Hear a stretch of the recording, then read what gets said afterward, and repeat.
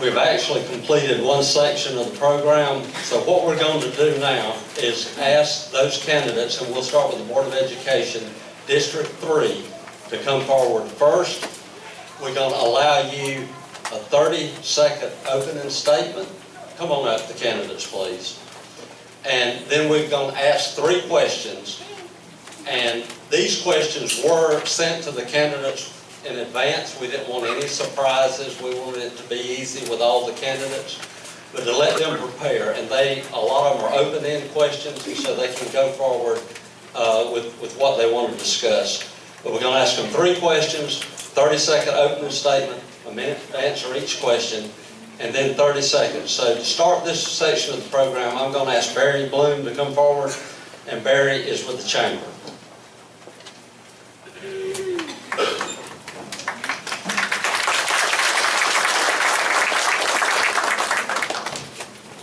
Good evening. We're going to, as we had stated before, we're going to try to make sure that things are done fairly, so we'll be going in alphabetical order for the 30-second statements, and then for each question, we'll flip it back and forth. So, Ms. Moore.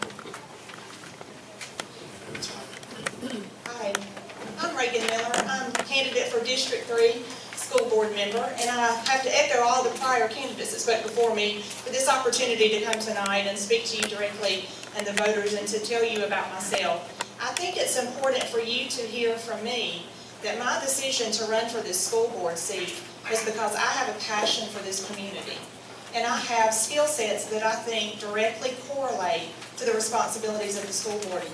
I think that's important for you to know.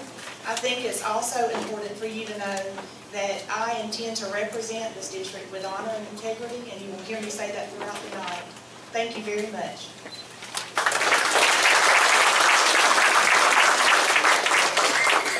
Good evening. I would first like to thank Farm Bureau and the Coffee County Chamber of Commerce for hosting this political forum. My name is Judy Worrell, and I'm currently on the Coffee County Board of Education. I'm married to Dennis Worrell, and we have 5 amazing children. My husband and I, and all 5 of our children, graduated from the Coffee County school system. Our granddaughter Ashley is currently in the 11th grade at Coffee High and will graduate next year. I have taught in the Coffee County school system for over 28 years, mostly in the middle school, but have also taught PE and gifted. I've taught also in the SOAR program, much like our Career Academy and the alternative school. I bring this to the Coffee County Board of Education.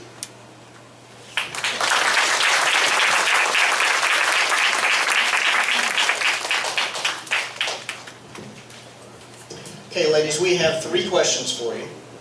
I'm going to read the question, and obviously you'll get an opportunity to answer those again. Ms. Worrell, you'll start off with the first question. As budgets are squeezed tighter, how do you plan to efficiently manage your budget while providing for the needs of the students of Coffee County? Fortunately, we're getting closer to a balanced budget. In fact, the budget for the 2016-17 school year is on the agenda tonight at our board meeting.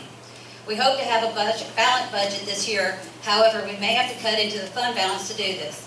The governor has approved monies that can be made available for teacher salaries, and we'll be discussing how to divide it up fairly. Our veteran teachers who are at the top of the pay scale have not had a raise in years. Veteran teachers with 21 years or more have capped out on the pay scale. Due to lack of state pay raises, the veteran teachers' pay has been stagnant. It's important to the board that these teachers be compensated for their commitment. I'm proud to say that our furlough days that our employees suffered through were reduced and then eliminated before many other systems. Because of wise decisions by our comptroller and the superintendent, we are closer to a balanced budget than we have been in years. I am proud of all of our system employees who bit the bullet through hard times to ensure that the education of our Coffee County students did not suffer.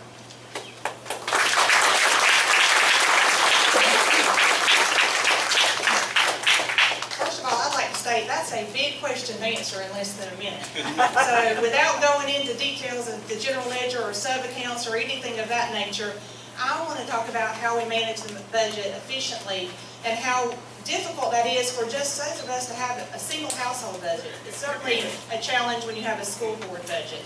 So let's talk about the drivers of those decisions and why we make those decisions for the school board budget. These budget decisions should always be made with student achievement at mind. That should be the reason we make all the decisions for the school board. I think when you're managing our school board's multi-million-dollar budget, that you do so best by managing an analysis in that and continually, collectively working together with the other school board members and their insights and their professional experience in that budget.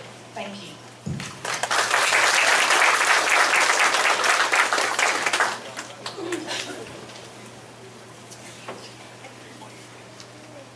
Our next question, Ms. Miller, you'll be the first to answer this one, please. What would be your priorities to improve the Board of Education, and how would you implement these priorities? My priority is very simple. It's the mission of our school system. Destination graduation for college, career, life. The school system's goals are my goals. I don't have separate priorities in that. I do think that I have special interests that I'm concerned about. I would like to continue to focus on our charter school system and the flexibility and the opportunities that that system has to offer. I think that we have to focus on all the children and the needs that they have. We have to continually evaluate the programs that our school has so that we are meeting the needs of all of those students. We work with a diverse population, so we do have to look at those programs on a regular basis. I also am concerned about parental involvement, and I'd like to explore the possibility that technology could help with us communicating with those parents and keeping in better touch with those parents. My priority will always be, though, to support and encourage the mission of our school system.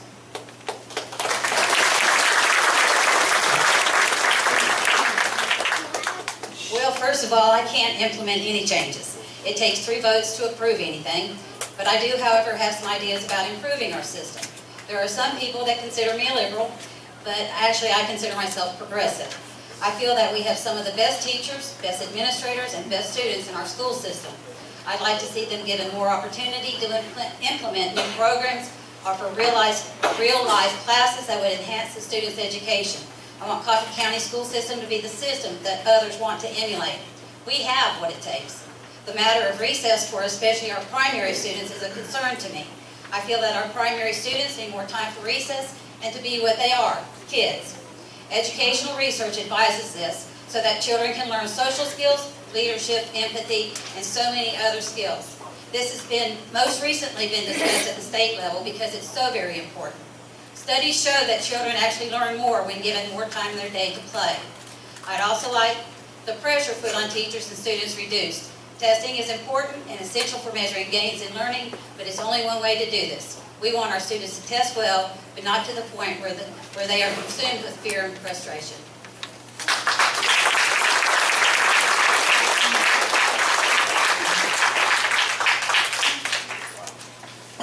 Ladies, this will be our last question for this evening. Ms. Worley, you'll be first up. How do you think you will best represent parents and students if elected?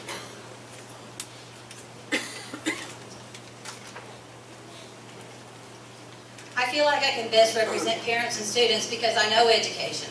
My home phone and cell number is on my signs and all my cards. I'm easily accessible. The parents and students I have taught know that I am and always have been an advocate for children. I understand their concerns and have always tried to help when possible. Having been a teacher and a parent of students, I can see both sides of issues that parents and students have. Communication is essential between the school system and the parents. I think our school system does a great job with communication, but like with everything, there's room for improvement. The board has encouraged administration and teachers to use all types of communication with parents to ensure that they do know what's going on with their children. Lack of communication is where problems develop. I feel that the parents in District 3 and all of Coffee County know that I will listen and want what is in the best interest of their children. One of the best compliments I ever received through my years of teaching is that I'm fair, and that is what I will continue to be.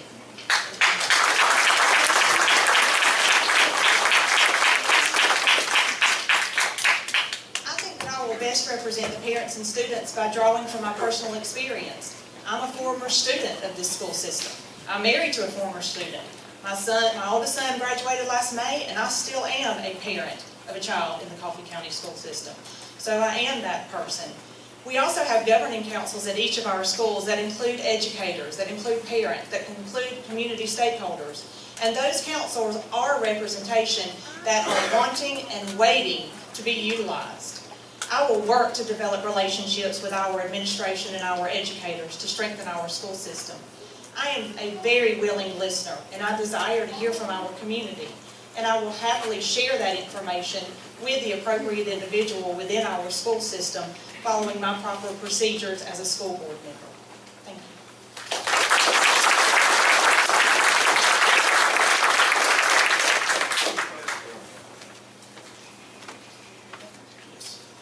It's quick.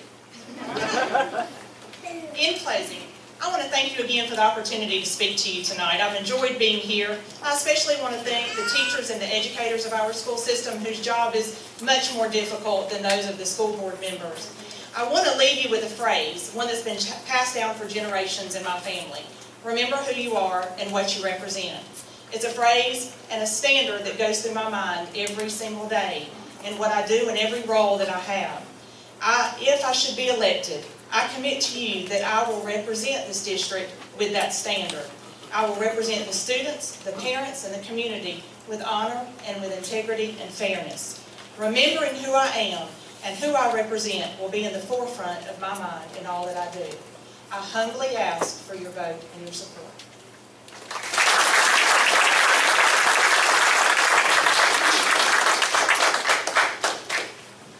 I have been proud to serve on the Board of Education for District 3 for the last 3 years. I would like to continue to serve as a board member in 2017 through 2020. I'd like to thank my family, my friends, my supporters for believing in me. The one thing I hope that all of you will take away from this tonight is that I will always have education as my first priority. I love sports, all sports. I think clubs, organizations, and activities along with sports makes a well-rounded education and a person. But I will never compromise how I feel about education coming first for any of these things. Thank you again, Farm Bureau and the Chamber of Commerce for hosting this, and vote to keep an educator on the Board of Education.